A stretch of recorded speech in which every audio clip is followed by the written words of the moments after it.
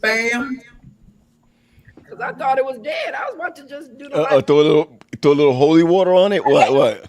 No, the libations. I was like, It's so hard to say goodbye. This thing is different.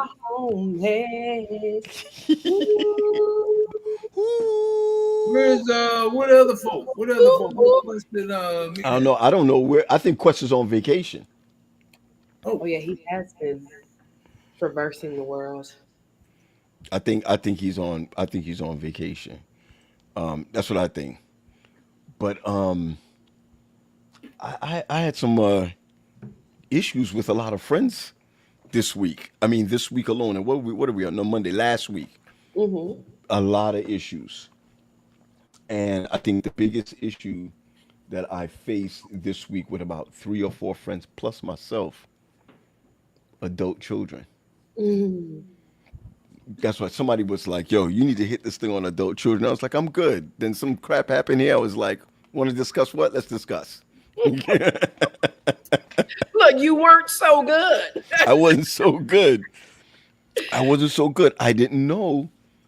Well, now I didn't know. When you look at it, man, it's crazy raising Sades. You know what I mean? It's unbelievable. Did you see her shoulder shift? Did you see her shoulder shift just now? Look, she like, I might be the baby of the bunch, but I ain't a baby. I ain't no baby.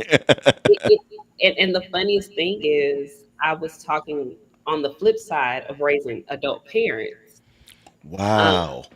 And how there's a sense of entitlement that because you did what you thought was best, that I'm supposed to reciprocate something in return. And that's not always how it goes. That kind of, that aligns with something I put on Facebook this week.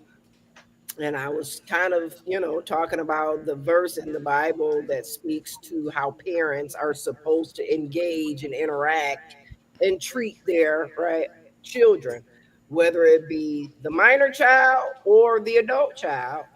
A lot of times they do feel as though, like, because I did this, then you should, or you shall, or you will. It's that expectation, and it's sometimes very unrealistic, and it actually does a lot of harm to that parent-child relationship or offspring relationship. We talk about honor your mother and father, but we do not talk about. I'm sorry, you hear that? I hear that.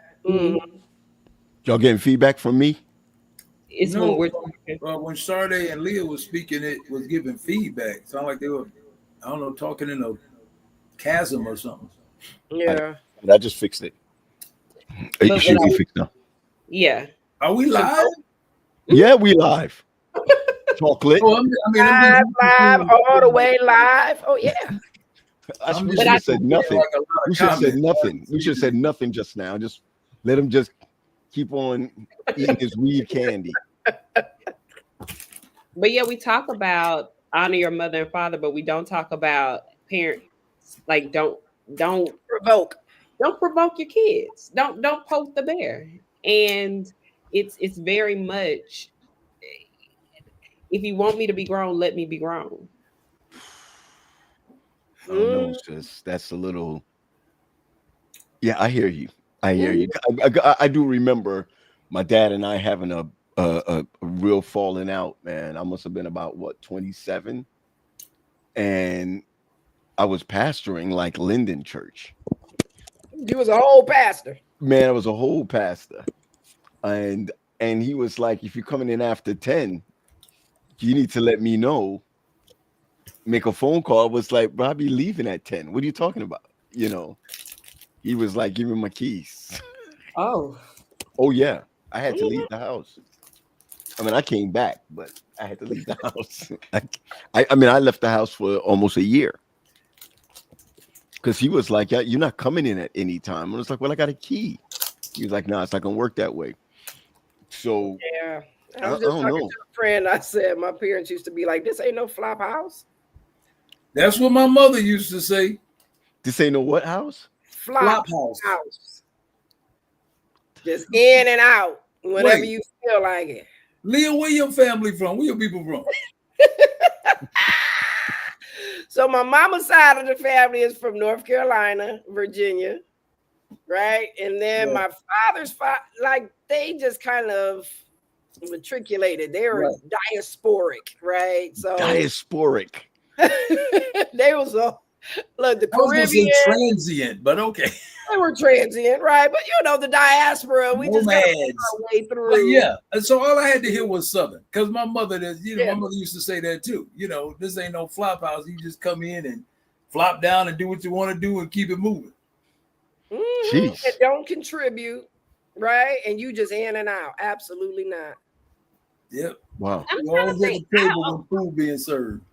I only came home during the summer I only came home during the summers while I was in college. Then when I was in grad school, I had my own place. So I never really went back home. But I think a lot of times, like what I would say is when my mother was sick last year, my sisters and I were amazed at how many people kept telling my mom, oh, it's such a blessing that your children are taking care of you because everybody doesn't have that. And I was like, who wouldn't? But then I was like, some of y'all aren't good parents. Like your children are products of what you thought was best, but that may not have been what was best for them.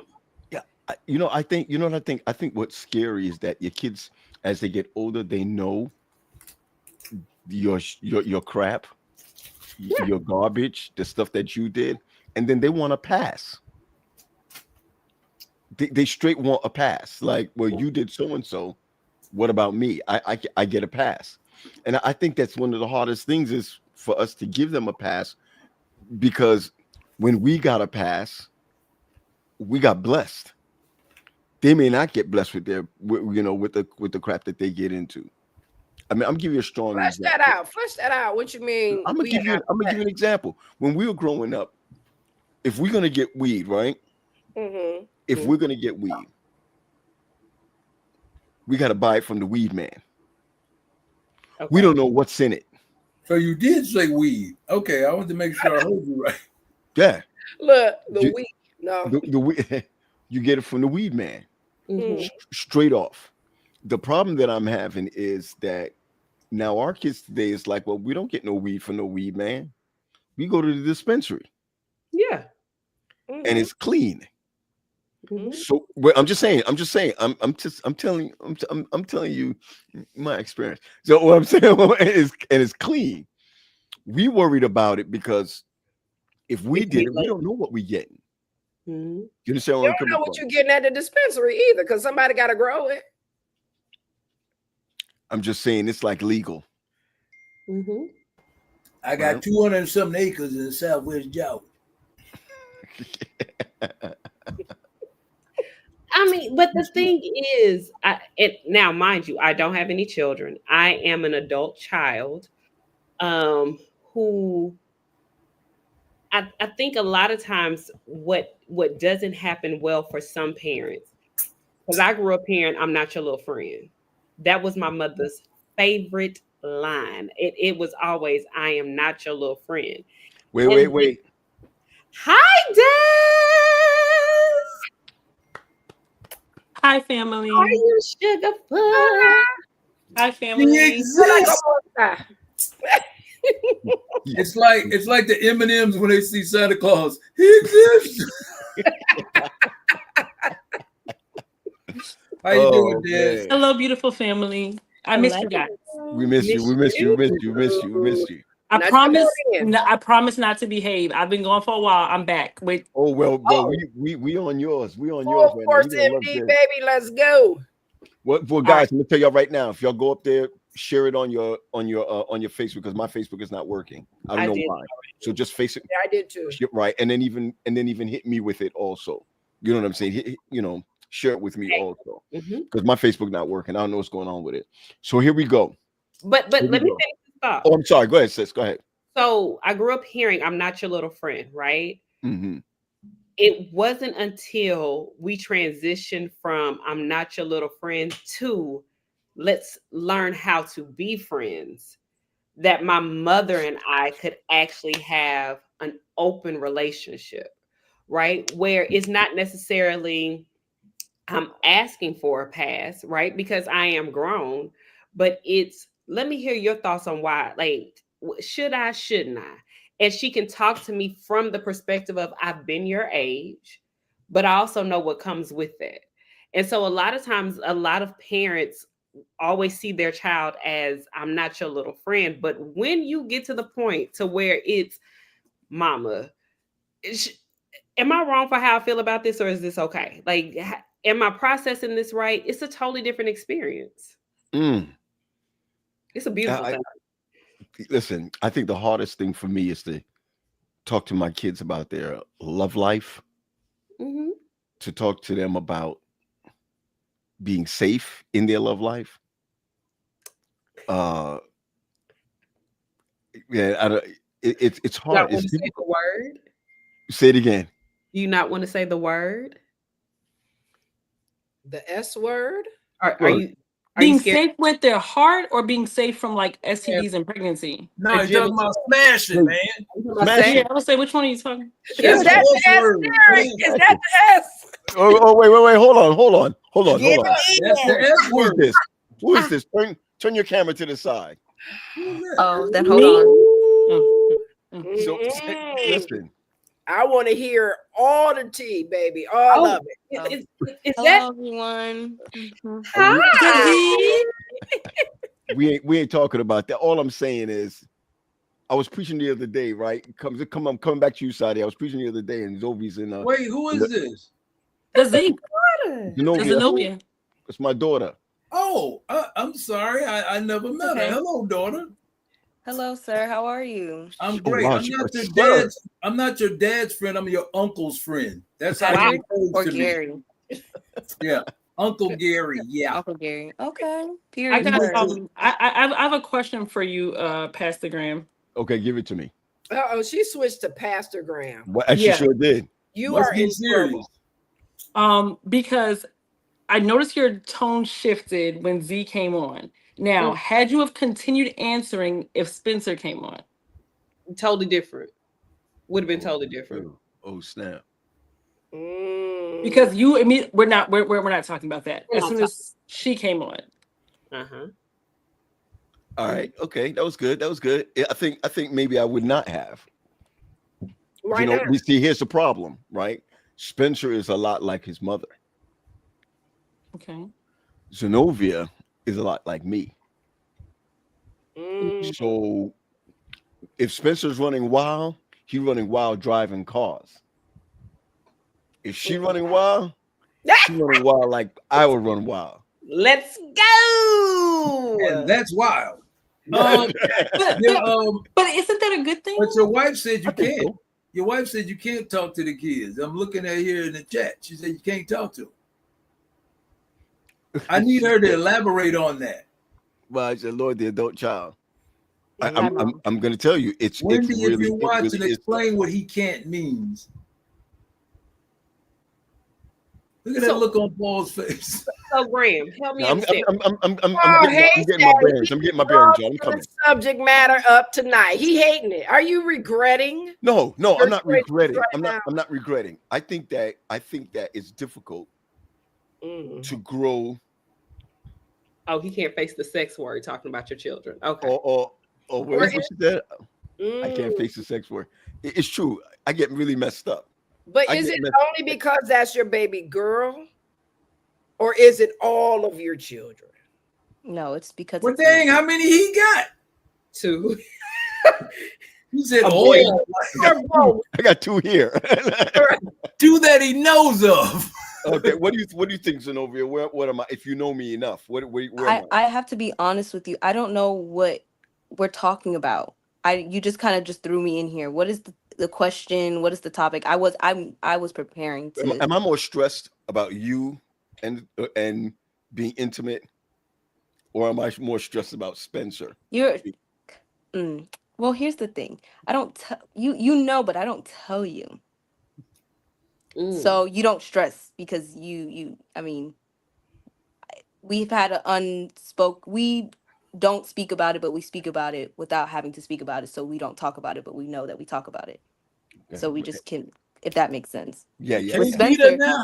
With Spencer, you kind of just brother, this boy, and you just keep it pushing. Yeah. My issue is, I'm gonna be honest with you. My issue is that I think my kids are allowed to make their mistakes. I don't want their hearts to get jacked up. But are you really looking at both children, or are you only looking at one? Wow. Okay, let's put it this way, because I don't want to put my son's business out there like this, but when Spencer's heart got hurt, let's put it that way, right? I was so messed up that I spent money to make sure that that he gonna drive around in front of folks to make sure he look good. Oh, you understand where I'm coming from? Yes. Okay.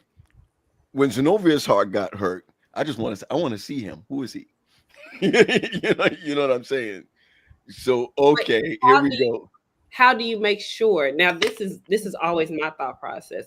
What are you doing, or what are you saying to Spencer to make sure he's not the one hurting the heart? That was good. That is a very good question. That was good. Because I think a lot of times we focus on we don't want our children or those associated with us to be the ones hurting. And again, we associate that with the daughters.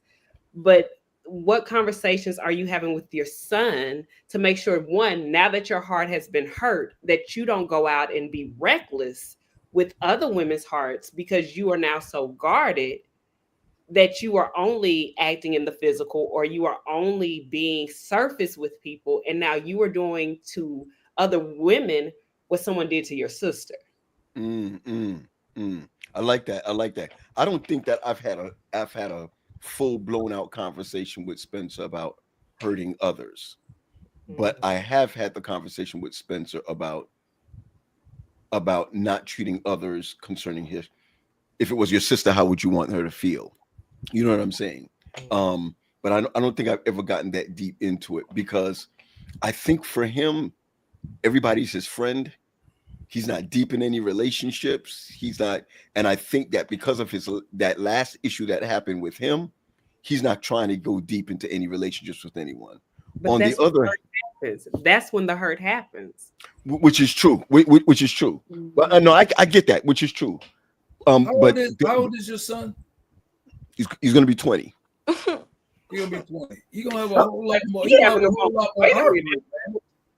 What was that laugh for, Zenobia? What was that about? It wasn't a laugh. He's just a little boy. And you a little girl and me. What are you talking about? But what you got to do is understand is that there's probably going to be a lot more heartbreak.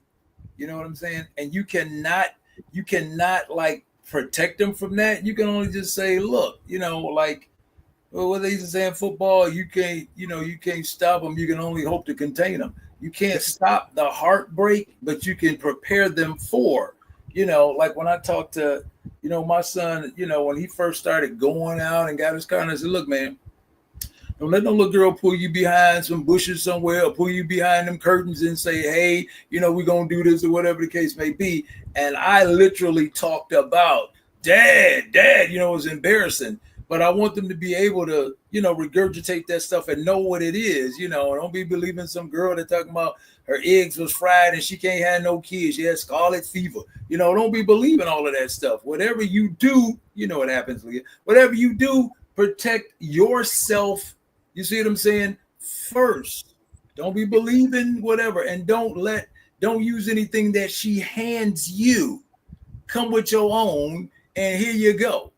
My daughter, hey, what's going on out there with, these boys? I'm telling you right now, this is how you're going to get portrayed if you're doing X. I'm telling you, how I know? Your dad was a player back in the day. Okay. So I know what we coming for, what we looking for. You see what I'm saying? And I think, Terry, because you hit the nail on the head, right? And I might be wrong, Paul, let me know. Are you afraid that your baby is going to run into a you? Yeah. And that's why I don't like y'all. That's why I don't like y'all. But okay, so a step further though. Okay. How about we do remind me of my dad. Go ahead. How about we do our part to heal those parts of us as parents, So that way we're not in fear mode with our kids. We are in information mode. So like my son got he busted himself up on some rocks at the beach and got stitches. And I'm trying to explain to him what's probably next, or what I Google, Dr. Google, blah blah blah. He ain't hearing me. He's stressed. He's pant, blah blah blah. His homeboy, 9 years old, who also got stitches, FaceTimes him. Hey, bro, remember when I got stitches on my face? Blah blah blah. Do this, you're gonna be all right. Calm. Still bleeding, still stitches, still pain, but someone told him, someone who healed, explained to him, hey, been there. This is the process, and you're gonna be good. He was still hurt. He still had to heal, but he had a calm about it because he understood that he could trust the process and he was gonna be okay. Because he heard that somebody went through it and it was okay with him. And there's evidence that they healed, and that I'm still in pain, but I know if I trust the process, I'm going to heal and I'll be okay. But when we're not okay, we're just trying to keep our kids from feeling how we felt that made us not feel okay. But we never we don't heal, so we can't give them that.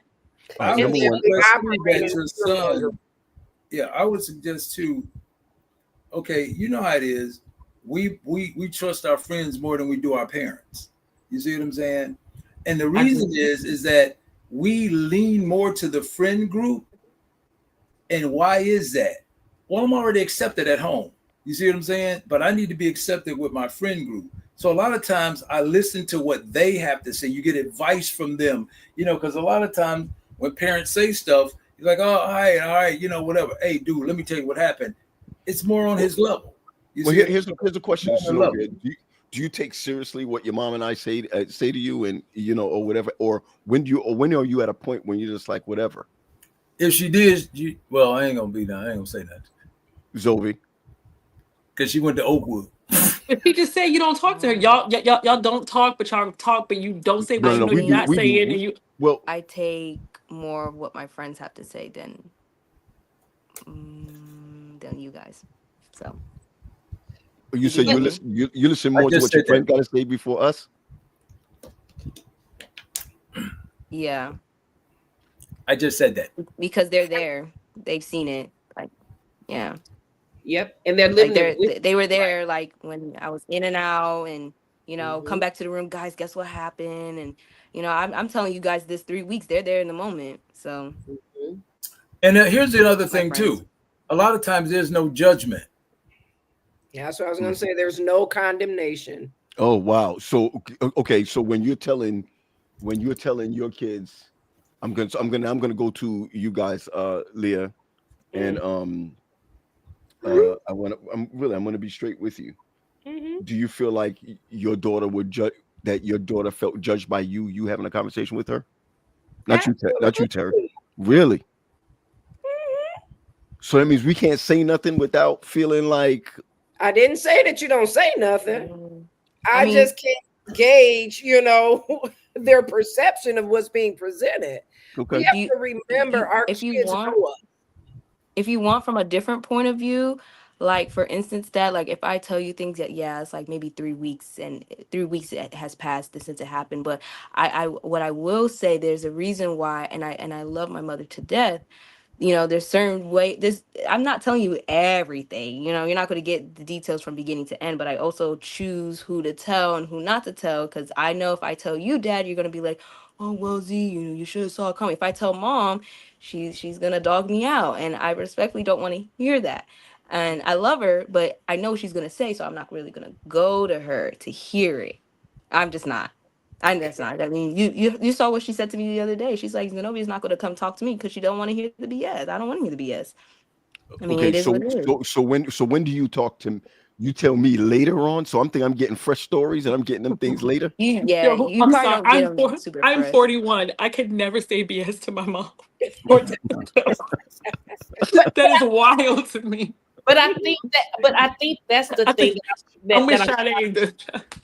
But see, here's the thing, and I tell people, like, my mother was far from perfect. Like, if there's perfect, she was on the other side of the world with it, right? But once we got to a place where where I was Sade and she was Janitha, it wasn't mother and daughter, and we could have a conversation. Let me put it to you this way: when I went through a breakup, my mother sat and she had an opinion. She had her own thoughts. She said, "It's not. I can't pressure you to do anything. If you like it, I'm going to support you." When I came out of that thing, she sat there with me. I'm boohoo crying. I'm like, I don't know what I'm gonna do. And da da da da. And she said, "How do you feel? What is it that you need right now? Because it's not my opinion that matters. I have to live with your truth." Right. And I think that's what a lot of people, parents, whomever, I want to give you my opinion instead of hearing your truth. Yeah, mommy did that. Mommy did that to me. Mommy learned after growing up, and then like every once in a while, well, we know how I am. Every a new guy comes in picture, mom stood quiet, and then I come in and be like, mom. She's like, well, I've been not liked him, so. And I was like, oh, okay, well, why not? And she told me why. I'm like, oh, okay, it was all right there. Why didn't you tell me before? She was like, because you got to go through it. Yeah. I think your mother's more realistic when it comes to allowing you to get in your own trouble, get in your own crap. I'm more or less honestly trying to make sure I'm a step ahead of you. I'm trying, always trying to make sure I'm a step ahead of you. And I think that you and your brother are like 10 steps ahead of me. And I'm thinking I'm way ahead of y'all because I've gone through my own stuff. And I'm thinking that, that I'm ahead of you guys. And so let me ask you, do you think I treat you and Spencer differently? I mean, we don't even have to talk about like you treated. I mean, men and women get treated differently all the time. So it's just natural for you to just kind of be like, okay, it's my daughter, I'm going to, I have the gunshot in the back. And then it's my son's like, oh, he can go ahead. And it's double standards. I mean, it's not your fault. Eventually you will come to the conclusion and be like, okay, like I got treated the same. But at the end of the day, we're never going to be treated the same. It's once we leave the house, people are going to treat us the same way. So we just kind of prepare for that. Or I should say, I kind of just prepare for that in my sense, because I get it. But at the end of the day, I'm going to call my father if I need $50, which I might need. I'm about to go out, but I might need. But outside of that, like, it is. And you'll get it. He'll give it to you. But I think love my pops.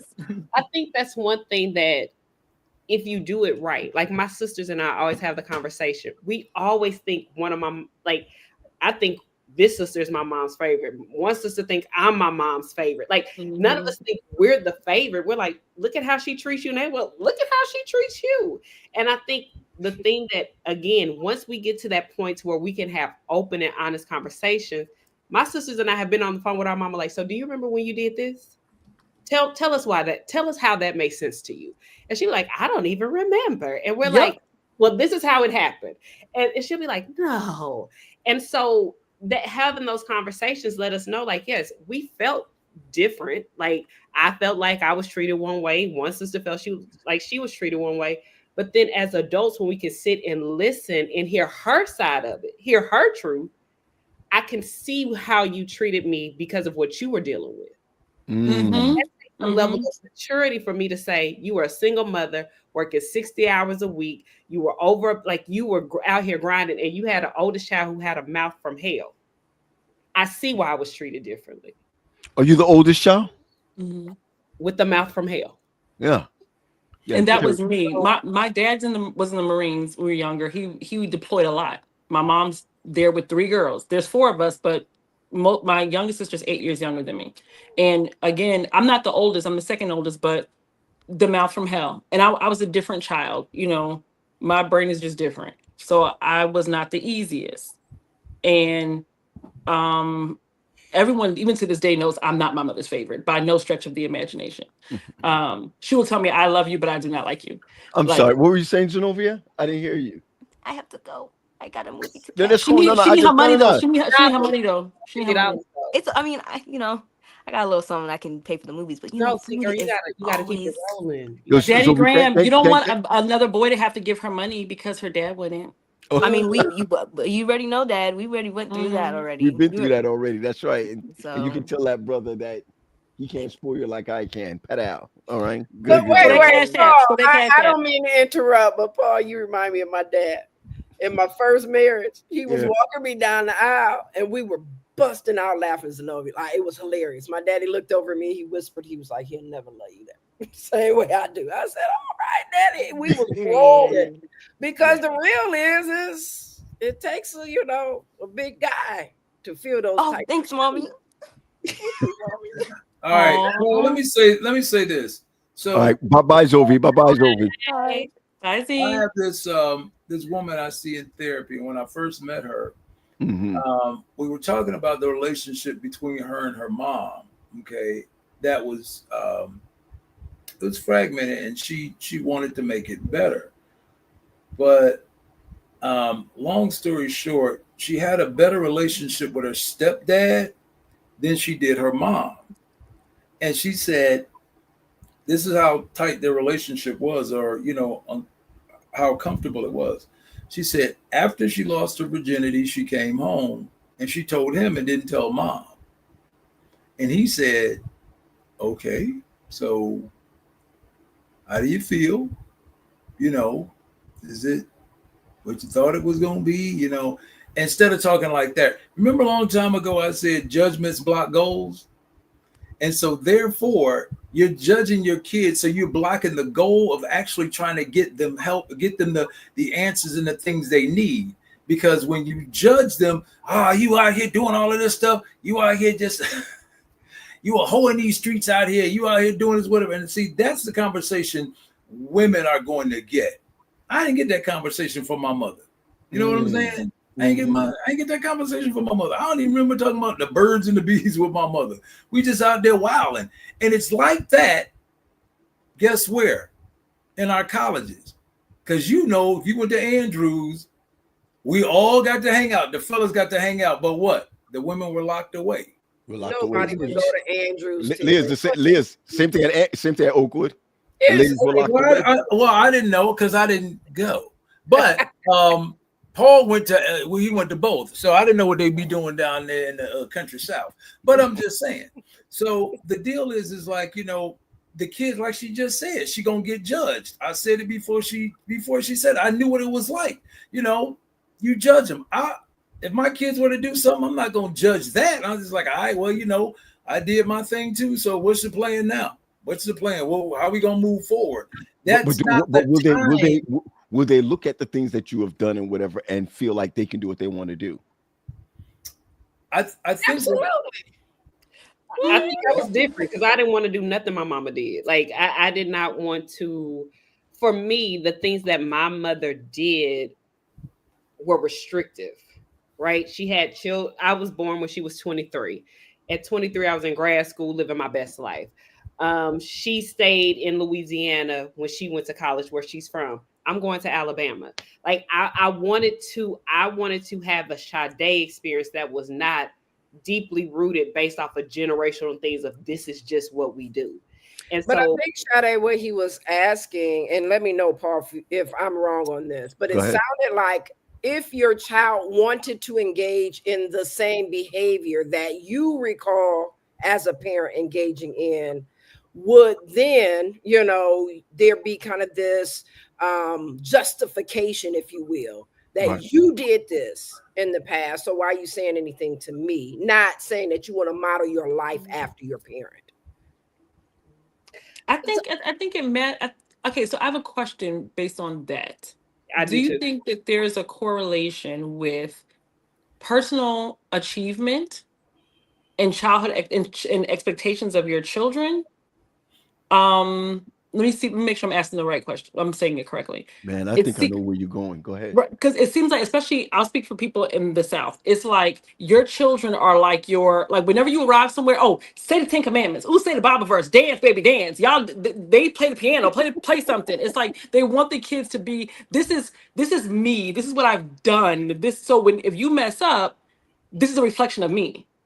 So you have to always be on. It can't be. And then when you find out that mommy's not perfect, then it's well, why can't I do what? Because you're part of your parents. Like you said, Z's more like you, Spencer's more like his mom. It's like, you have some tendencies like your parents, but they act like they have no idea where this demon part of you came from. So when you find it out, then it's like, well, you did it too. Versus like Sade's mom, they don't glorify it. My mom was honest with us. She was like, listen, y'all are fertile. You kiss, you will get pregnant. Sex feels Whoa. great. That's why people do it. You out here hunching, you will probably get pregnant. The boy will walk away. You'll be sitting here with a kid. Flat out. We were never enticed about sex or had to learn from our friend. It was clear, if you want to have a kid, be kissing folk. There was no thing. But my mom stayed at home, and she was in college, came home, met my dad, and then here comes the babies in the baby carriage. And I think for her, a lot of it was, y'all better be everything that I could have been. I think that's a problem I have. I mean, be honest with you, that's a problem I have. And I was talking to a friend of mine. I'm gonna just tell you straight. I was talking to a friend of mine who, she was saying, man, she's really stressed about her daughter, right? Her daughter is over 18. That's all I'm gonna say, right? It's over 18, under 21. All right. And she finds herself saying, okay, honey, where are you? Just want to know where you are. No, I'm sorry. The daughter writes and says, this is where I am. Okay. She didn't ask. This is where I am. And she finds out by just looking on the phone, you ain't where you are. And I didn't even ask you. You understand where I'm coming from? And she's saying, I wasn't like that when I was growing up. All right. That's okay. The mother is saying, I wasn't like that when I was growing up. Why does she feel the need to lie to me about where you are? And I didn't even ask. Oh, you understand where I'm coming from? And I think that for many of us, like, I don't want to know, but I want to know. She's upset because she's like, what? Why don't you just tell me the truth? Because if you tell me the truth, at least I know that you're safe, or I know where you are, or so. But I find that certain adult children are like, yo, I'm an adult. When I'm at college, I don't ask your permission to go out. When I come home, why do I got to ask your permission to tell you where I am? You see where I'm coming from? And my thing is, you're under my roof, and it's be like, yeah, but you want me under your roof. You understand where I'm coming from?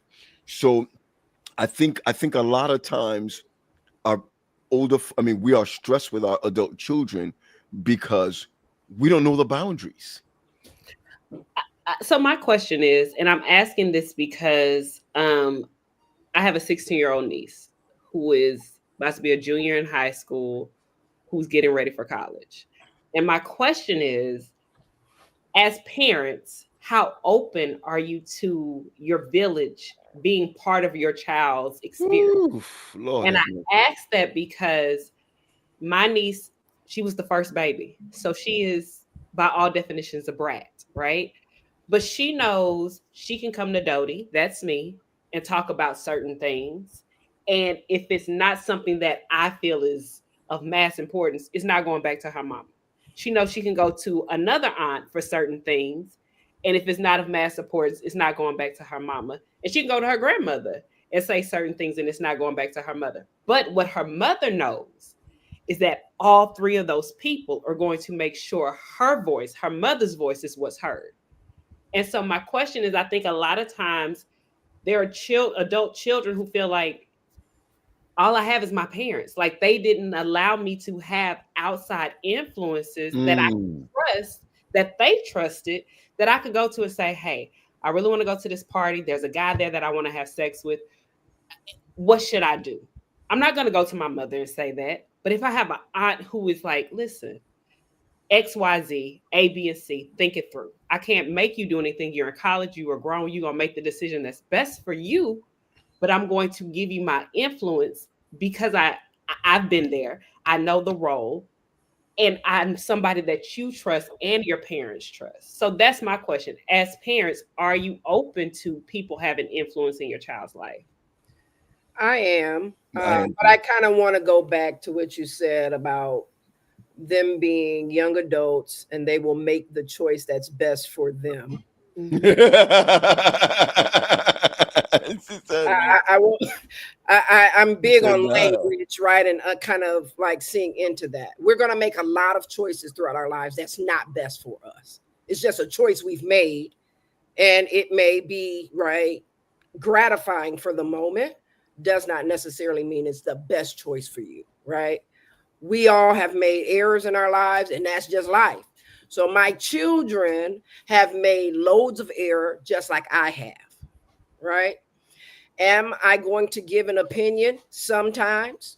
Other times, I will sit back and watch.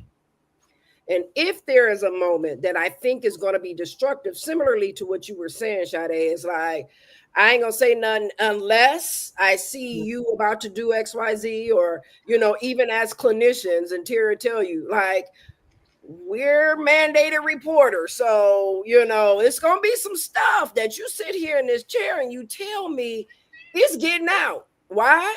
Because I have to break confidentiality to save your life. And that's the same way I act with my children.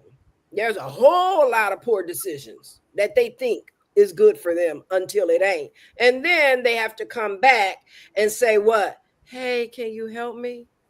Absolutely, I'm gonna help you. Yeah, can you bail me out? Right? And doesn't necessarily mean I'm gonna bash you over your head with it.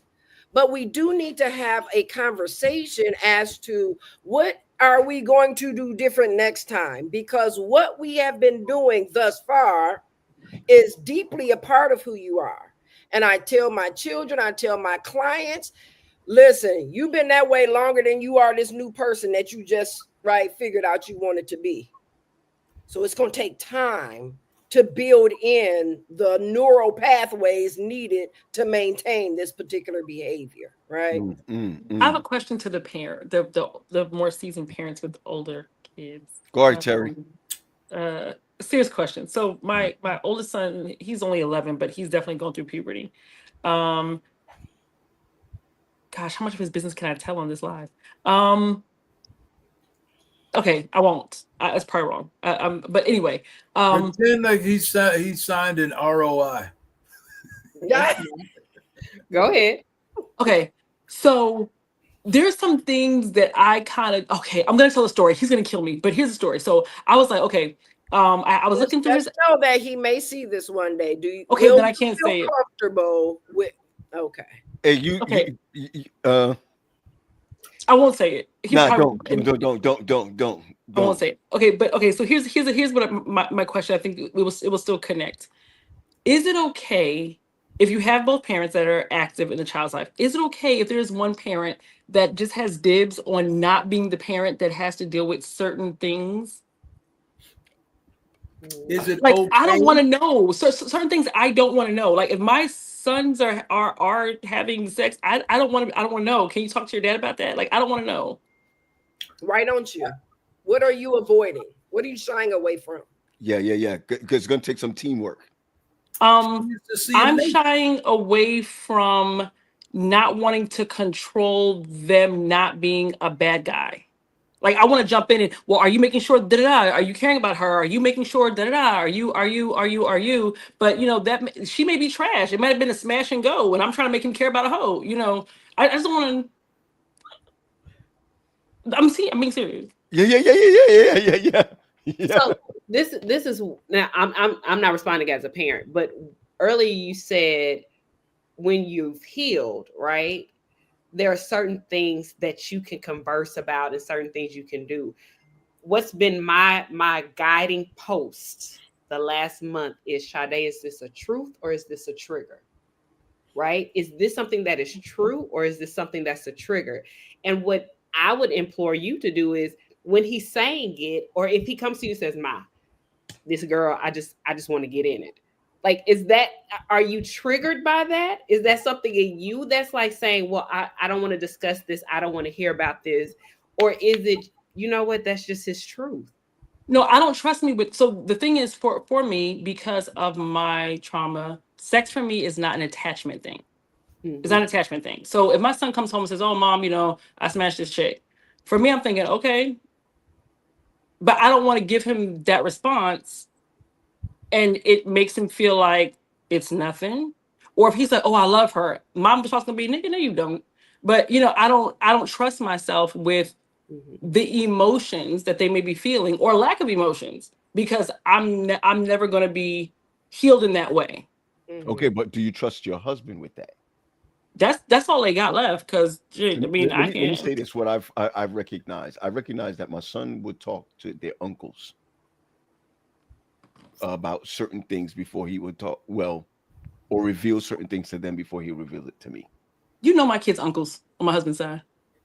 Yes. Oh, okay. So there's that. But mine, I'll tell you right now, Spencer would talk to them. And I don't think it's because I think Spencer doesn't want to hear me stress him. He's not ready. The uncles would tell him to do the right thing, but at first, I think that Gary and Pat will probably let him brag. Yeah. You know, and what you do, dog? What? My dude. But can I tell you something? All right, you understand where I'm coming from? They're gonna come with that. But that sound like you, Paul. Yeah, but I don't hear much difference with anybody else but his son. But I've done that with Pat's kids. With Pat's right, that's what I'm saying. I'm not hearing much difference. Why are we telling people that these people's kids are smashing?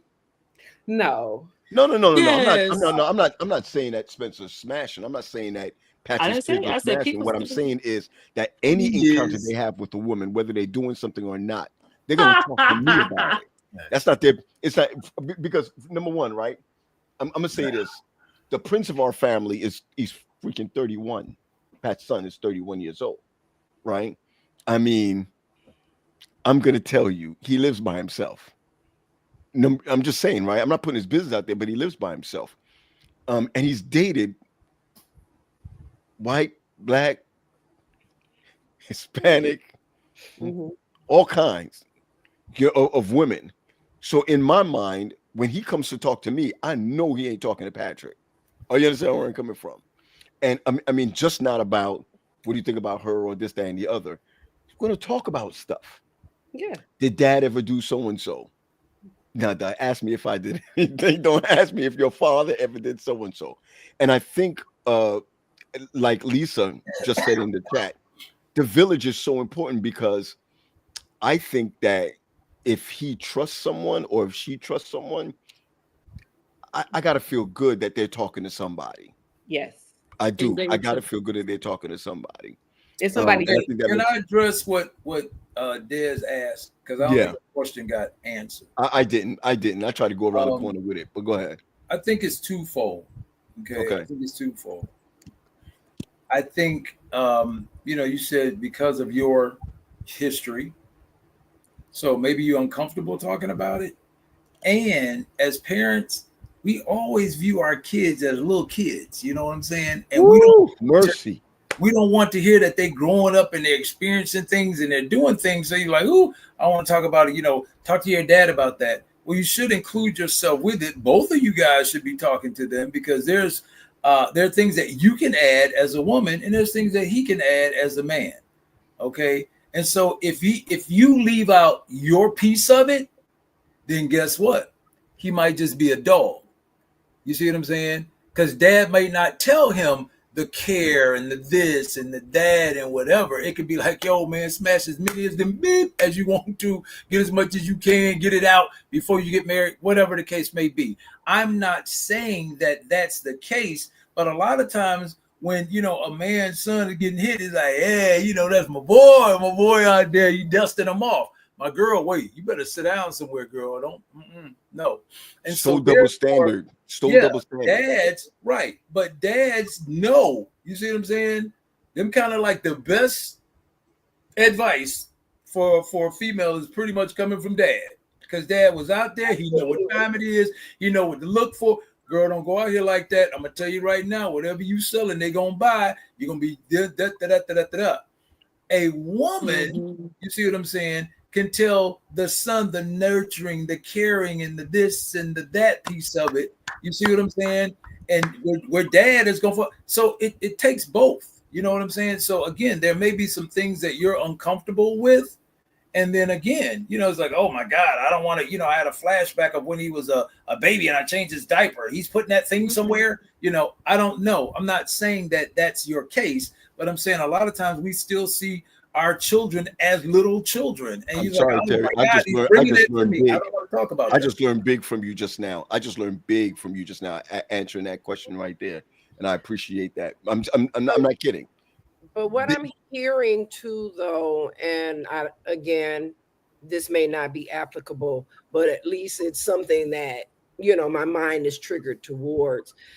What I'm hearing from you, Des, sounds like you are saying, I have some unhealthy bias that will potentially do more harm to my sons than it will do good, right? And so when you know yourself, you should know when to refrain from certain things and when to lean into certain situations. If, Des, you know that contingent upon what you have dealt with in your life, if you're not going to be helpful to your children and you're going to do more harm than good, I would say don't engage in that conversation. Now, that doesn't stop you from being a mother. You're going to mother in other ways, right? You're going to nurture if your baby fall. I'm sure, right? When he hit the rock the other day, did you at least take him to the hospital? Because I used to tell my kids, like, fall off of that thing because you're playing around. I ain't taking you to that. If you get a concussion, you're going to sleep. You look, castor oil, go take a nap. Castor oil, Jesus. Listen, we need the burners. It's the burners, right? It does the body good. I was built for boy mom life. Oh, are you serious? Yeah. Oh yeah, I was built for boy mom life. Oh, absolutely. All that crying and falling down and oh my God, are you okay? Nah, you jump down them stairs. Wow. Right. So there may be, and we tend to think that all women have this maternal nurturing side. All women don't have that. Oh, I do, like if you have COVID, but like not if you did it to you. So what I'm saying is the way that the imagery is made, right? That women are the nurturers of the family. It isn't always like that. I would like to. I like that, Leah. I want to ask a question, Sade. What kind of relationship, if you can say it, and if not, I get it. What kind of relationship do you have with your mom right now? I'll kill somebody over that lady. And without putting all of our business out there, at one point in time, I would have killed her. Wow. Walked away like, I don't care. Is it because you felt she didn't care about you? It was because of how she was.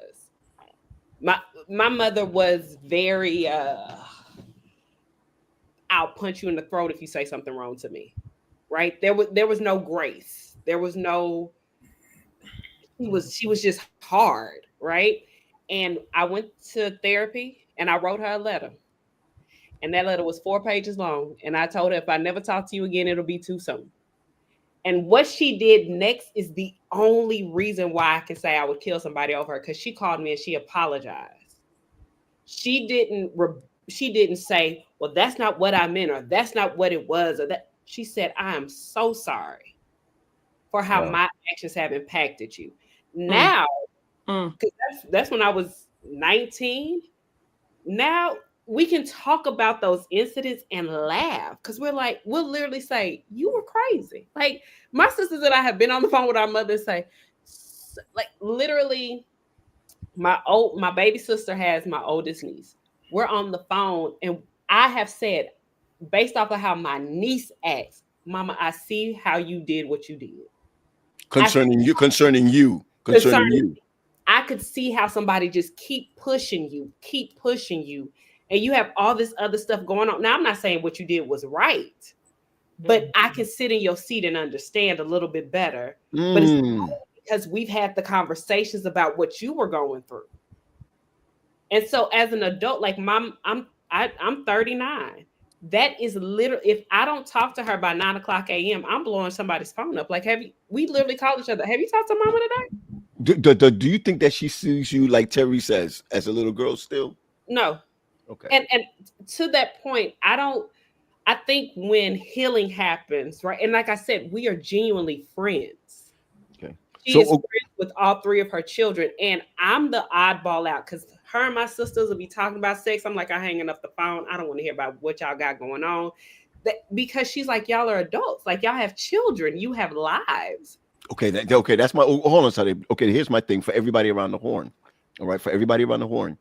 When do you begin becoming consultants instead of parents? I'm speaking prophetically for the future, because for me it's 18. I gave you everything I had. I'm on retainer. Get a couch. I know a great therapist. I'm so sorry. You have every apology from me for how I screwed you up, but I'm on retainer at 18. But they may need you. But they may need you. I'm on retainer. I got you. I may be in the Philippines when you call me, but I'm the hands-on mom. I'm the write the little love notes. I'm the make the soup from scratch. I'm the super extra whatever. Adventurous Pathfinder. 18, bro. I gave you everything I had. Whatever you don't get from me, I don't have. So what does that mean? Being a parent is. It means I'm on retainer. It shifts. If I did a horrible job as a parent, if I'm still parenting you the same way you needed me to parent you at 18, I missed a lot. But I think the issue is that, Paul, you're looking for the roles to change instead of them being fluid, right? Okay. My mother, in some instances, I still need my mama, right? I still need mama. What am I supposed to do? How is this supposed to happen? Like, literally, or we'll be on the phone and I'll be like, Mama, I'm so sorry, but can I cuss? And she'd be like, go ahead, get it out. Because this is a safe place for me to say, I don't understand what this is or what that is. But Hi. Hey, honey. Man, when that voice came on, I got a little scared. I did like this. but the situation requires a different version of her, right? So she never takes off the mama hat, because we've seen her be mama. Let one of us get sick. She on the road. My mother lives 2 hours from my sisters. If they need their mama, she's there, right? But if we just need a space to breathe, she's that as well. Like it's an interchangeable. It's never a, this is how you are and that's all I get. It's depending on the situation is how I show up. Well, Paul, let me say this. I don't think you never stop parenting. Okay. You never stop parenting. I think, some of the things that, when Sade was saying something, I didn't want to jump in, but I think what kids don't consider is what their parents went through. You see what I'm saying? Because we're kids, all we remember is like the bad. We got punished, we got beat, this happened, whatever the case may be. Like, okay, but what was your parents going through at that time? Remember we talked about trauma, disorganized attachment. That's a parent that has, some trauma, working through some stuff themselves, some unhealed stuff. So what you got to understand is what were they going through at that time? And if you got siblings, like I said before, everybody has different parents because your parents were at different phases of their life when they had every kid. And so, it's like you got that first kid and you're doting all over him and they can't fall and hurt nothing. By the time you get to the third kid, boy, let that boy jump off the bed. Like she said, you get a concussion, you go into bed. But with the first kid, it doesn't happen. And so I think what we have to understand is, number one, what our parents went through. And you're talking about consultant, there may be different ages. I get to the point where it's like, you've gotten to where you start to, feel yourself and you talking back. And I was like, oh, sound like you got options. You may want to go ahead and exercise those. So if you want to say some things or whatever, I'll sit back in the cut and I'll listen to what you have to say. But I'm not coming to rescue you depending on what the level of foolishness is you've gotten into. Okay. Now I'm not going to say, see, I told you that was going to happen. I'm like, wow. So you thought that was going to work? Okay. I hear you. Consultant, parent, whatever you want to call it, you're still parenting because you never stop parenting. You never stop. And it's going to keep, it's going to keep going on because guess what? Your parents still parenting. You go over to their house, whatever. They may kick some advice to you, may say some stuff or ask you if you're still doing it. My mother would call me in college. You going to church today? You going to church today? I'm like, yo, man, I'm in college. Ain't nobody going over there. But I probably would have won if I was at Oakwood, but that's another story. So I think that understanding what our parents went through, and then like Sade said, her mother apologized. A lot of parents are like, I don't remember that. They're unaccountable. They're not trying to be, accountable for it because they're embarrassed by it. And we used to confront our mom with stuff. Confront is a hard word. Discuss some stuff with my mom. And she'd be like, that didn't happen. That didn't happen. We all looking at each other like, we remember it, but you don't? No, we ain't making this up, because people can recall what they were wearing that day, and so I think if parents are more accountable for what they did, and like they said, they probably listen, what you hear is what? I did the best I could. I did the best I could with what I had. And a lot of times you're like, yeah, but... Okay, but here's clinician time, Terry.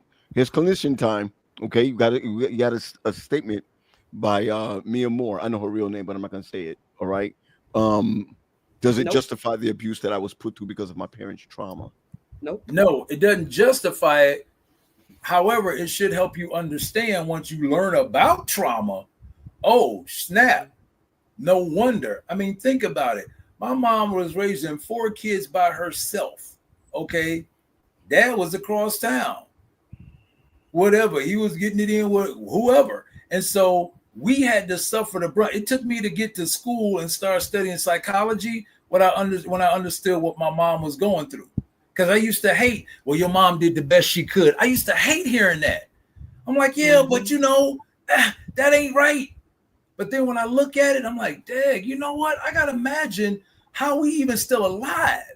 You see what I'm saying? Going through what she went through and having to do that, and you got kids and you raising them by yourself and you ain't got help, and you got a dude that's across town that's taking care of somebody else's kids, and it's like you got kids and me and his birthday was 3 days apart and you don't hear nothing, none of that stuff. And so the thing about it is, even when my aunt, this is not a bad thing, but see, my mother could burn in the kitchen, but he would go to my aunt. And my aunt would be cooking his Thanksgiving meals for him because he couldn't ask my mom. You may get poisoned. But I'm just saying.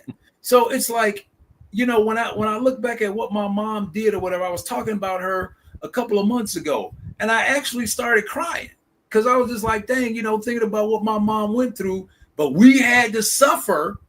You see what I'm saying? Because of what she was going through. And no, that doesn't, explain away the trauma. However, it helps me understand what she did. Did I like it? Of course not.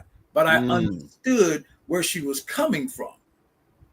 So can I give another perspective of that? Yes. And then I also want to hear a perspective from you, Leah, please. So I can say this because of I don't care what you were going through. I don't care to understand it. I don't care to rationalize it. I don't care to sit and figure it out, because and I say this, if someone is a child molester, I don't care why you touch children, right? If I'm experiencing abuse at the hand of my parent, you could tell me, oh my gosh, I was working 4 jobs, and that's a you issue. That's not a me thing. And for me to be your punching bag or me to be your verbal abuse bag, I don't understand that, right? Because I don't care. What I will say, right, is when my mother and I sat down, it wasn't for understanding. It was for her to hear me and for her to understand what she did to me. What you were going through has no impact on what you did to me, right? I don't care that you had a rough day at work if you came home and did whatever you had to do. What I do care about is that when you hear me, you don't minimize my experience. You don't say it didn't happen. You don't tell me that, or you don't try to explain it away. You take accountability for what you did, whether that's what you intended to do or not. But it is not at ever a point of time where I sit up with someone who abused me and I'm mom, dad, sexual predator, whomever, and say, let me understand why you did what you did. Let me sit with you and understand why I was the person you chose to do this to. No. Let me tell you what you did, how I perceived it, and the impact it's had on my life. and you take accountability for it. The end, period. The end, period. So- And I agree with that, but also I think the next steps kind of comes from how the person handles that. So Yeah. growing up, I always felt like, oh my God, my mom is always yelling, she's always complaining, she's always miserable, la la la, my poor dad, he's just so mild mannered and he's just da da da. Because I'm observing his behavior as a daughter. Now I get married and now I'm a wife and I'm seeing my husband do certain behaviors and I see why it's annoying to a wife when you're trying to get kids out the house and they want to sweep the floor. It's like, bro, how you pick a task that has nothing to do with what we try to do? It's I understand now. Now, do I think that she fussed more than she needed to? Yes. I'm not a fusser. I'm not gonna bring that into my home. But it shifts in my mind. Yeah. I understand why she did what she did. I'm not gonna repeat that behavior, and I still did not like it, but I get it. I can make a different choice. But I think understanding why my mom coming from an abusive household. What up, Quest? Quest is here. Quest. Come on, My abusive mom, household. Go ahead. my mom coming from an abusive household did significantly better than what her parents did with us. Was it good? Was it okay? Absolutely not. But Okay. understanding those are the tools that she got, those are choices she made. Now, the whole I did the best I could, I don't subscribe to that because you didn't do the best you could what you had. You did the best you could what you chose to access. Okay. You have self-help books now, you have counselors now, you have free therapy now, you have all of these different things that you could grow and do better. So I did the best I could with what I had. No, you didn't access all you had. Okay. So- Somebody So just then that limits what happens next with us. You will only have certain accesses to me if you choose to behave a certain way. Okay. That's Okay. it. Well, let me say this. It's Okay. two things before Leah comes on. Okay. Number one, okay, when Shawty is saying, I don't care what happened. Okay. Now, I don't think she's saying this because I never said anything about you should care. I'm saying you should understand.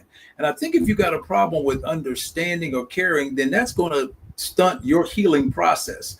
Because if it's like, yo, I don't care what you did, you was wrong, and blah, blah, blah, and you're going to keep that attitude or whatever, and then that right there is going to draw some, okay, well, you know what? See, that's why I did what I did. That's why you should have did like this. And that now y'all never going to hit. That's never going to happen. Then when you say there's, hey, there's self-help books and whatever the case may be. Now, me being the elder statesman on this thing, you know what I'm saying? And some people came up in a certain era. Black folks didn't go to therapy. No. We still didn't got go problems to doing that therapy now. You see what I'm saying? We barely go now because of all the stigma that comes along with that. And so therefore, if you coming up at a certain age, be it what, 70s, 80s, ain't nobody going to therapy. Black folks ain't going to therapy. And then you don't have a certain relationship with your kids. The self-help book was the Bible. That was It's the all self-help choices. book. And so the bottom line is, if you don't know where to go, how are you going to know where to get the resources from? If you're if your circle is the church group, how are you going to go out and say, girl, just pray about it. Just pray about them. You need to keep them kids disciplined. You need to keep them in church school. You need to keep all this kind of stuff. That's your only resource. If you don't have anything else, how do you know where to go? My mother sought help. She would read books for her type A child. She did not just rely on her circle. She was like, yo, I'm gonna kill this girl or she gonna kill me. And she stepped out later on in life. Yeah, but she stepped out and she figured out, she at least tried. Like, no one's gonna get it right. But when there's no evidence of trying, like, oh, well, look, my mama did it, so I did it, and I did the best I could. Y'all didn't die. I gave you 2 hots in the cot. I'm sorry. That I can't deal with. But here's the thing. Do we really know the effort in someone's trying? You may not be totally aware of what somebody is doing and struggling with in their own closet. You just see what you see, right? Does that jack us up as parents, Leah? Yes, it's hurtful. It definitely does. But my point that I'm saying is we do not know the struggles that our parents are potentially going through to try to become a better person. then we tell them. That's when Sade was talking about when she says, "Hey, mom, Sure. this And I happened," get and that. that's when the mom can say, "Listen, I was about to check myself out. But Des, no. All I had is what I gave y'all. Then I get it." I agree that you should definitely verbalize the pain. I am not saying that. Okay. At the right What time, I yeah. am saying is that sometimes even when you verbalize the pain, it doesn't change the situation. No, but it makes it palatable. Yeah. Not always. But what I think is unfair, this is what I think is unfair, is I verbalize my pain. Now, this was not my experience. I verbalize my pain. You get to tell me why you did it, and we keep moving like nothing happened. So this is something I heard, and I heard this at a funeral. One of my ex-pastors said this. Love hurts. Period. Love hurts. So when I hear things, and Terry, you kind of brought this out about what Sade was saying, I don't care about what went on with you, then that's devoid of love. Love at least allows for us to sit and to hear. Come on, girl. Right? But if we are close to that because our pain is so great, then we actually thwart the loving relationship that's there. Now, don't get me wrong. I'm not saying it's okay to abuse anybody. I'm the last one who's going to deal with and tolerate your abuse, right? But the real is I still have to be able. If I said at any point in my life, I could have been 2 years old and said, "Mommy, I love you." At any point in my life that I felt that I loved you, I owe it to you to know a bit more about you and not just about your behaviors. When I talk in trauma and deal with trainings and all of that, it is looking beyond the behavior. Me and my mom, we ain't got the best situation. And if anybody knew what was going down right now, they'd be like, it's a little rough. And I can't believe. I tell people I could care less what you think about me because this is my situation with my mom. But it doesn't stop the love.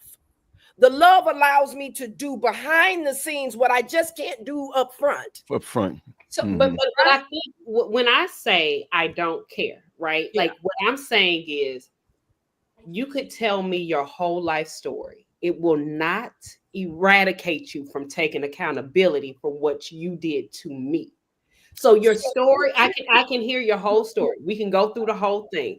You are still responsible for whatever you did to me. Now, in that, when people, and maybe I need to use a different word because I say I don't care. I'm not carrying your weight on me.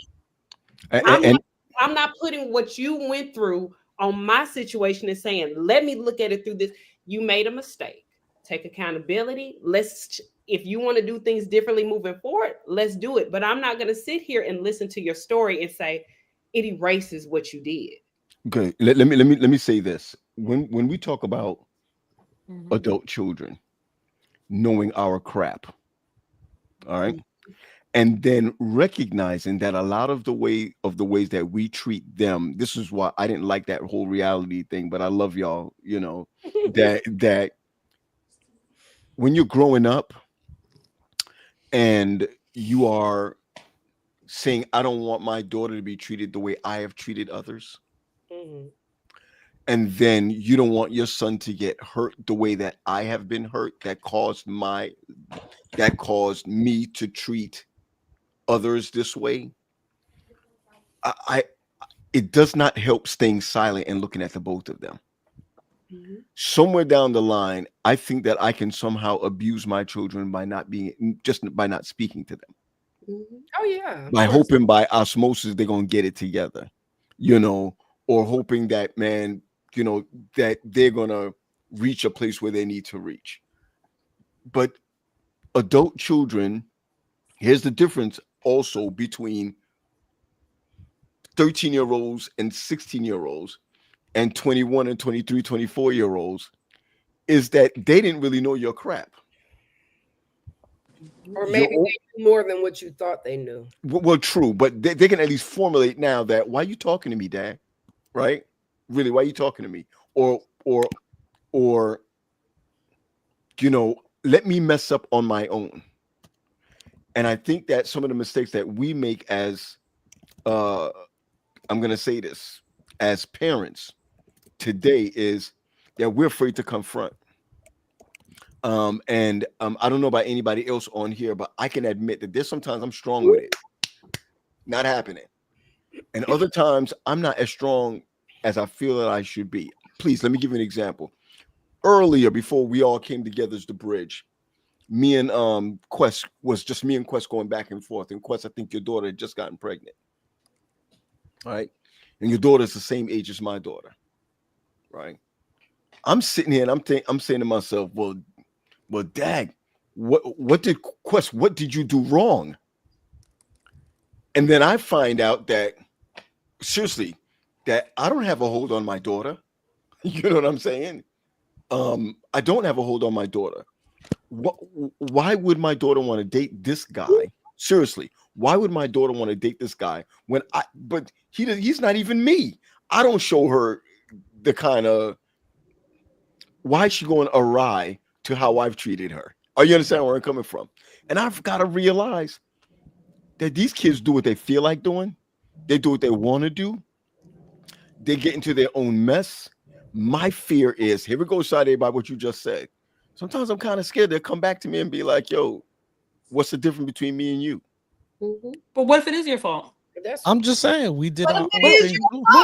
What if it is your fault? Like, I mean, for me, I feel like, what are the odds that you don't mess up your kids at all?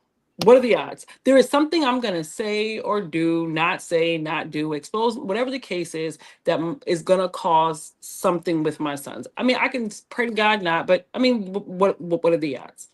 Literally, no matter how old you are, I'm sorry.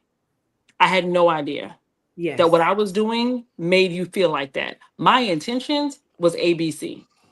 If it was clear to me in that moment that this is going to how you're going to feel and this is what I was going to do to you, I would never have made that choice. I am sorry. So is there something you want to hear? I'm sorry. You want to hear? I'm sorry. I want ownership because to me, this is not my thing with having a relationship with someone. I don't do phony. We is or we ain't. In the great words of the American poet Cornelius, is you is or is you ain't. Okay, so if I'm gonna have a relationship with you, I need to know, are you for me or no? You can mess up. Like Leah said, love hurts. Cool. We don't always see eye to eye. But if I'm talking to you and I'm saying, yo, this makes me feel like this, and your response is, oh, well, I do that because, what I'm hearing is, I will continue to do this thing. I know how it affects you, but it is who I am. And my expectation is for you to just deal with it. That is not okay with me, no matter who you are. I got you. I want to share something that somebody did not want to say on here. Okay. Someone, my glasses. Someone said, this is deep. The man that's supposed to be my father was married. I remember his son would bring him to my house. My mother was never around. As a result, I experienced incest in the home. My mother didn't like me, and I never knew why. I'm seeing all the residue of my mother's destruction continuing. So the man that was supposed to be a father had messed with her. And she believes that her mother knew about this and hated her for it. Happens a lot. You saw Precious, didn't you? Right. And see, this is my question. This was my. Sade. I got to say this because I need to say this. Okay, let me say this. I don't think that we're accountability. Okay, is what I'm hearing Sade and Des say. Be accountable, own it. Okay. So let me say this. How old is your mother, Sade? 63. 63. How old is your mother, Des? And she 63. fine. October 2nd, she'll be 63. 63. Are you serious? Okay, so hold on. Mother was born October 2nd, 1962. Yeah, so your parents are born in the 60s. Your mama was born in 62? Yeah, I see your mama. they're born in the 60s. Okay, Now, And my 6'6" daddy's on here too, and he will snipe your ass. look at I wouldn't even look at him. Yeah, silly. Don't. Okay. Des, please. So, It's no big. I wouldn't even look at your mom passing by with my man standing there. Okay. So how do you explain? Okay, how would you explain this? Paul, how old are your parents? 80 and 86. Whoa. Okay, 80 and 86. Whoa. Okay. Who's 86? Now, Dad. Leah, how old are your parents? Mm-hmm. Well, my father is deceased, and my mother is 76, soon to be 77. But they were 17 years apart. Right. So big. So check this out, Paul. Paul, what are you doing? Okay. Out of control. It's like you I got can't better. see myself with somebody 17 years younger than me. Here's my point in all of this. Okay. So that means your parents were born, Paul, in what, the 40s, maybe? 40s. Okay, 40s. So think about what they were going through in the 40s. What was happening in the 40s? Think about what their parents were going to prior to. You see what I'm saying? So we're looking at what? We're looking at what? 20s? Mm-hmm. Let's back it up and look at their folks. Now we in the 1800s. You see what I'm saying? We're in the 1800s. When did folks get free? Free-ish? 1865. So what you're dealing with is what? All of that trauma and schmutz, and nobody knows where to go, what to do, or whatever. And it keeps going downhill. You keep passing it down, down, down, because you have no idea of where to go, what to do, what to say. And so therefore, your parents are doing what? The parents cannot help the template they were given in life. Okay, they can't help that. But when they recognize, okay, now this is what Sade and Des are talking about. When they recognize, notice what I'm saying, when they recognize, not when you recognize, but when they recognize that, yo, what I did was kind of jacked up. You got to go back. Your parents will probably be like, yo, I did what we did. That's what we did, because based on how they were raised and based on how their grandparents raised them. Now we're coming into a different age, okay, where everybody has access. They have access to certain things. And so this is where Sade and Des, I think, are coming from. You had ability. You could have done this. You could have did that. But if you just put yourself in their position, how would you respond to what was going on in their lives at that time? You can that's not what we're saying. I'm not saying that what they did was wrong, or that I have some never do this to my kids. And what you find is this. How many of us said this? I ain't gonna never do this to my kids, and then you get some and you find yourself being like your parent because that's what you know. That's not the thing about what they did, and if I would have did something differently, or that I'm blaming them for the decision that they made. What I'm saying is, at the moment where I say, hey, that hurt me, and your response is the reasons why you did it, that is the issue. I even said, being a wife now, I look at my mother's choices and I'm like, yo, actually, she handled that a lot better than I would have. Or, you know what, I get that. That's fine. But when I say this hurt me, well, I did it because, it's like, okay. Here's another. Can I say something real quick? Here's another part to this as well. I think we put expectations on our parents sometimes to have the information that we have right now. And they didn't have this information back then. Right, but hold up. No. But I'm not making an excuse for it. But I am saying that when you say I'm hurt and they start giving you decisions, it is now incumbent upon me to say, listen, I understand you have reasons everybody has reasons as to why they do what they do. But I'm not looking for the reasons as to why you did it. I'm informing you that it hurt me, and I'm looking for an apology, some way, shape, or form. I'm hurt by this. But you want somebody, Quest. Here's the thing. You want somebody to apologize for something they thought was right at the time they did it. And you can't get that from them. No, I don't. You can't if I tell you that it hurt me. So wait. I think we're missing the point, right? I don't think what's being said is what's being heard. The question that I have, and I think this will help people, maybe this will help clarify. Why is it that if a parent is abusive, right? I'm supposed to understand. I'm supposed to have love and care, and I'm supposed to sit with what you've been through and say, let me understand how that impacts You said, why me. is it what? Why is it that I'm supposed to sit with what you've been through, sit with what you've sit with your experience and understand how you didn't have the resource and all these other things. And I don't subscribe to that. To love you, I'm supposed to understand. But if my husband is physically abusive, you tell me to leave. Mm-hmm. If I'm with somebody who is hurting me actively, you don't say, Sade, well, what's his life story? What has he been through? Baby, let's get you together. If you want to leave, I'm going to help you leave. It's this, I don't know if it's a Christian thing, if it's a cultural thing. No, it ain't no Christian thing. We have all this grace for parents who are abusing their children, whether it's physically, mentally, emotionally, or spiritually. And we're like, understand them. If Give your them parents stayed in an abusive relationship, how can they tell you to leave? If they stayed in an abusive relationship, how can they tell you to leave? Okay. All right. So here's my thing. In life, there's something called a dialectic. It's not an either or. Ooh. It can be a both and, right? So I can shades of gray. I hate shades of gray. God. Hey, that's the dialectic. Preserve myself, right? I can preserve myself and not be in the face of, right?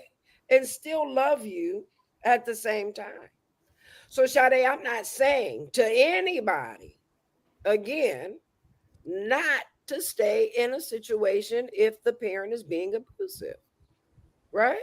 But what I am saying is you can still have love for that individual. You don't have to cease loving someone just because you're not around them. Does that make sense? Well, and I guess that's why my question is, so if I'm telling you like, hey, like Leah, the man that I'm with is just so abusive and I'm worn down, I leave him, and would you encourage me to still have love for him as well? I'm coming with the clip. It all depends. I'm getting the strap. Right. What is that old adage? It says something like, what Chris? Love someone. I'm coming with the strap. You let them that go, kind of show? And if they come back, right? It's the same sort of thing. I was talking with a client today in group, and that individual was just, kind of elated because he finally got to the point of understanding that he had been in an abusive relationship and that this woman was treating him like garbage, right? And so he finally left after she threw water in his face this weekend and told him to get out, right? So he's feeling good about himself. And so then he talks about how quickly he got up out there. He had to have a bus ride back to his parents' house. And he was like, I was done. I said, you done? He was like, yeah, I was through. I'm done with her. I said, how long was your bus ride? He said, I had to take about 2 hours. I said, so in 2 hours, you stopped loving her. And he was like, yeah, for real. I said, then you never loved her in the beginning. What happened was hurtful behavior. But if you could stop loving someone in 2 hours, was there ever love? And he finally got to the point where he began to tell the truth about the fact that it was never love. It was, I was getting something from her. Right. And I stayed because that was good to me. It helped me. And so it goes back to the same sorts of things. Just because you not necessarily are showing up on the same playing field, right? Or there's behaviors that are hurtful or harmful, does that mean you stop loving the person? Absolutely not. So you can love people from afar and stay out their face at the same time. All I would say is, y'all carrying on bad. I'll tell you that right now. Y'all carrying on bad. No. All I would say is, I hate let me not say hate.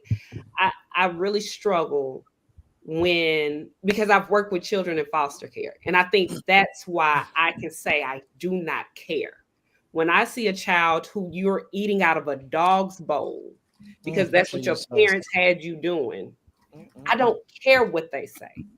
And I hear you, Sade. I've worked with the kids in foster care, the kids in high secure facility, the whole nine.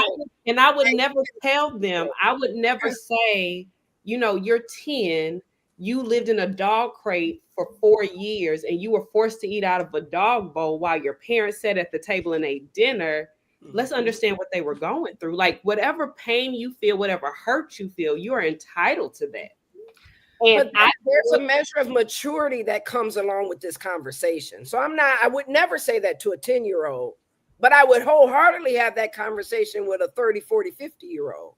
After they live that experience? After they've lived that experience. I've had it with 20-year-olds, right? Because here's the thing. When you can begin to have a measure of insight and understanding as to the why, it helps to free you. That parent may never change, but it helps to liberate you, because all of those emotions has you locked up. It has you feeling stuck. It has you in pain continually. How are you going to get out of that? Just by them saying, I'm sorry? That doesn't alleviate it. It's some inner work and some things that you have to do. You know what? Comes along with it. Leah, I agree with you to some extent with that. And I'm agreeing because I'm watching a family member go through it right now. Like the feeling and the hurt and the pain of the particular situation got them so bent up that they leaning into the feelings more than they're leaning into the actual. Sade and I were talking about it today. This particular family member responded to a particular situation and called somebody up and used some words. And I had to call back and I was like, I don't know if that's productive. I don't know if you know what I'm saying, if that's going to, you know what I'm saying, that you low key might be cursing yourself doing what you're doing. So I want you to be careful about what it is. No, this is, you know what? I only get results when I black out and I start screaming and hollering. And I'm like, no. You think you're getting results, but that's not how you get results, right? And you're about to repeat a couple patterns if you don't chill out, right? And so, I only get results from here. And I was like, yeah, because you feel you do, because you operate in the fullness of your feelings. The person low-key told me that they just gonna hold on to the feelings in this season. I was like, okay, well, you let me know if you get what you want or you don't get what you want. Let me know how holding on to the feelings works out for you. Look, Quest, I say it all the time. Let me know how that's gonna work out for you. Let me know. Let me know. That you desire, right? And I want to name in my experience, right? My mom was very apologetic. She was very much, let's come to Jesus, let's figure this out. But there are people who never experienced that, right? They never experienced the parent taking the accountability, and I could have done things differently. What I will say is the most liberating aspect of anything for me was going to therapy, because I could talk to my therapist, loved Gestalt, right? So I'm talking to an empty chair. I'm getting everything out and I'm saying it. And one thing my therapist asked me one day was like, what could they say that would make it okay? And I said, nothing. There's nothing they would say that would make me say, that was okay. And that's when I understood the process. I mean, in some instances, the person could be dead, right? The person could be long gone. It's me saying, what am I going to do with whatever happened to me to make sure, one, that I'm okay first, so that I don't go around harming other people and cutting other people with my own pain.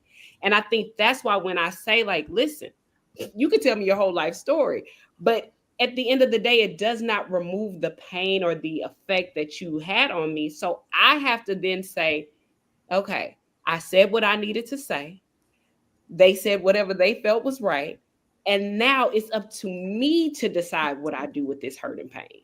Either I'm going to lean into it, or I'm going to say, you know what, Sade, this shaped you in this way. How can we reframe that? Where do you use that trigger to do something positive for yourself? So I think a lot of times you may be waiting on something that will never happen. And the one thing that I've learned is closure is only for you. Sometimes you have to be okay with never hearing I'm sorry, never hearing I made a mistake, never hearing this is what I could have done differently, and say, you know what, I know what my truth is with you, and I'm gonna choose to do something different. So You know, so this whole thing started, right, P, with you, because I got on late with parenting, correct? absolutely. Okay. Sade and I were talking about this today, and I want to add this dynamic if it's possible. What happens when you're parenting your children and they're in that adult stage, right? They're not adults in their head, but they definitely adults. Age. Yeah, right. You 19, you 20, you 21, 22, 23, you right in that range right there. And they make decisions and the outcomes burn them, and they mad at the entire world for the outcomes, but they created the environment and made decisions that brought those things to harvest, right? So in other words, you planted apple seeds, you got oranges, and you mad that you got oranges. Why are you mad at why you got oranges and cussing everybody out because of it when you planted apple seeds? So the problem is not with anybody else or with what you got in terms of an outcome. You should be mad at you because you were the one that made this decision in the first place. And then you have to parent through those and then they're not listening to the years of wisdom that we've all had. These experiences all had a rainbow of difficulty and challenge, and we all on the same journey but on different parts of the path. So when you look back and you say, hey, when you get up here, this is what's going to happen, and they do the total opposite of what you tell them. What are the challenge? I mean, what are the things that you do when you're navigating through that?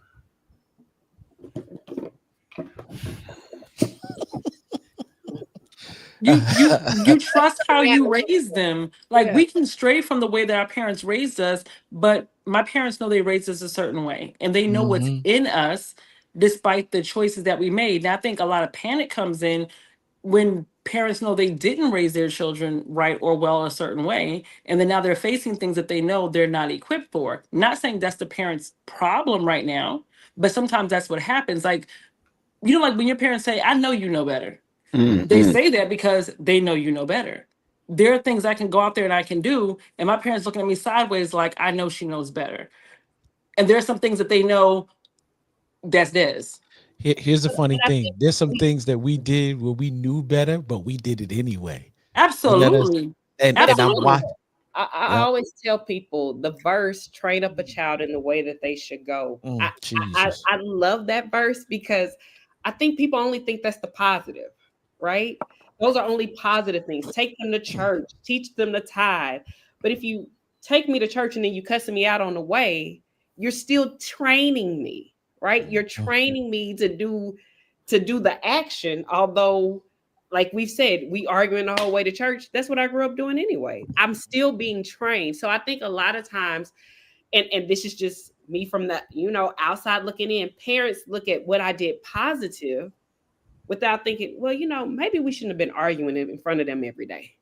Maybe I shouldn't have cussed her mama out that one time and she was in the car, right? Because we want to look at what we did right and say, I did this part right. But if we look I'm sorry, I want to publicly shame my dad because he's trying to privately shame me. He said, yeah, like cussing on the Good Adventist television show. He's talking about this live. It's a live, Daddy. It's not television. Now I can't talk to you. I can't cuss you. Shots fired. Pop is out there loaded up. I messed it up. But Sade, I was actually going to mention the same verse, right? Because here's the other part to train up a child in the way they should go. The verse says, and when they are what? Not old. Young. Old. They say when they're old, they won't depart from it. I thought before we land the plane, I thought your dad would be proud of the very fact that you uplifted his skills. My. I've said nobody move, nobody get hurt. Listen. We're way over. We're way over scheduled tonight. Okay, but you cut me off. Yeah, you did cut me off. You didn't let me finish my point. No, I'm so sorry. I don't want to get no red lips problems. Not at all. Not at all. Come on, Red, so we can land the plane. Only him. Anyway, the flip of that verse is looking at it from a long-term memory, right? Those early years. Could you start over again? Wait, please. No, I don't want to. No, because she said a child in the way should go. So when he's old. So when they're old, they ain't gonna depart. Now when they're young, and the question that Quest was kind of posing is what happened when they go awry between like 18, 19, 20, 23. Yeah. All right. They ain't old. So it's not that the teachings are not there and they're not present, right? The brain is still developing. The reality is that those early childhood memories are going to be those ones that are lasting, right? I watched my father as he began to deteriorate before he passed. My daddy went back old school. He was talking about his boy from off the block. I ain't never heard of this person my entire life. But the old memories of what was came back and they were, present. So it gives us hope as parents. Do what you need to do when they're young, in the formative years. Lay those neural pathways. Give them all the good teaching as you can. That doesn't mean you're not going to be a hypocrite over time. You will. Because you ain't got to your elderly stage yet either. But my point is do what you can do as you're young, and they're going to hold on in the latter years. The Lord going to bring that thing full circle. That's why they say just keep praying. You know what? I was about to ask everyone around the clock, right? What would you tell parents today dealing with their adult children? And what you just said, thank you. I want to hear from Terry. What advice would you give? The same way she just gave advice, what advice would you give? To my kids? To parents. I'm going to let life teach you the lessons I can. That's my advice. I love that one too. I love it.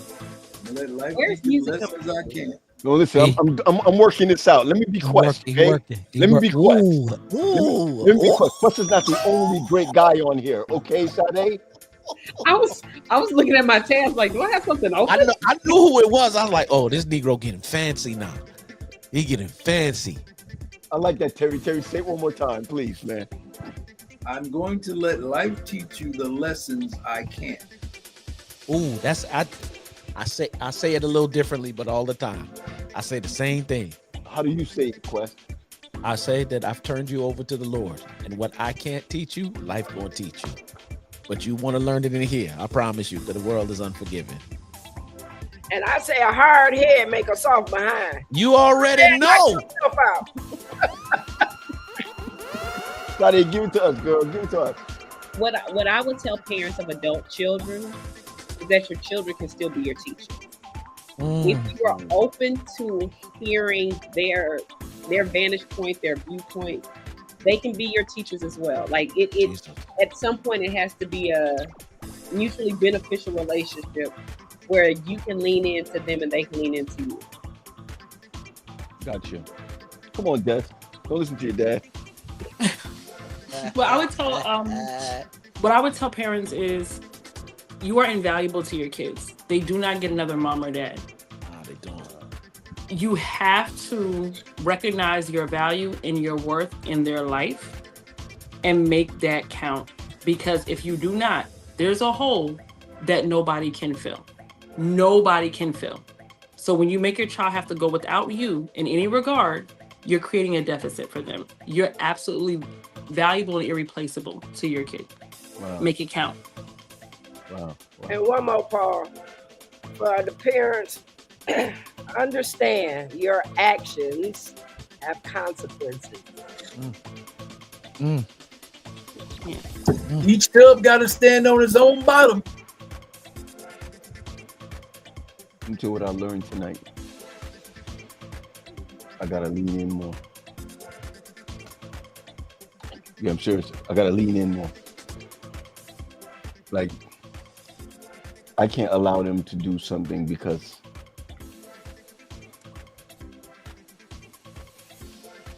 I can't give them a pass because I passed it. Let me say this too. But you can give them a cheat sheet. We could save this for the next episode because I know if I when I ask this question, what happens when they won't allow you to lean in? Lean back. Another. Right? Rock Lean with back. I was saying, do the rock away, like lean back. And that's really what it is, P. Because I'm learning a lot right now. Like, oh, you okay? Hands off. Like I got an example for that. My son I teach him how to cook, and I was telling him, like, don't do da because you're gonna get burned. Right? So I saw it happening. I knew he was gonna get burned, and I thought about it. I can step in and prevent him from being burned right now, or I can let him get burned, and this maybe be the last time he gets burned, or he'll be cautious and not get burned as bad because I keep jumping in and keeping him from getting burned. Do I want him to be burned? No. But I show him how he learned, one, mommy was right, you got burned, and two, now you know how to take care of a burn. And here's let him cook. And he did not die. That's number 2, part 2. Enabling parents. Part 2, Paul. The enablers. 600-pound life. That's all I'm gonna say. That's all I'm gonna say. Enabling yeah, because that's child abuse, bro. It takes a long time to get to be 600 pounds. Bruh. It doesn't necessarily happen, I don't have 600-pound food money. I don't have enough money to buy 600 pounds to be. You actually do. I do? You actually do. It's in your cupboard. It's in your cupboard right now. It could be a lot of different in your cupboard right now. I'm drinking a detox tea. Well, that's not in your cupboard. I'm talking about in your cupboard right now. Look, fam. I drank it. Listen, next week, what happens when they don't lean? When they don't let you lean? But I like that. What you said? What, Leah? What was the other one? Enabling. Let's do it. Hey, this is the first time. This is one of the first time we shared straight from our YouTube page. And for those who are on with us right now, you can subscribe to The Bridge, Unscripted. It's right there on YouTube. We'll share it with you. And we'll see you next week. Be blessed, everyone. And I'm trying to end this stream, but I just like y'all. Peace, y'all. What is this music? I don't know.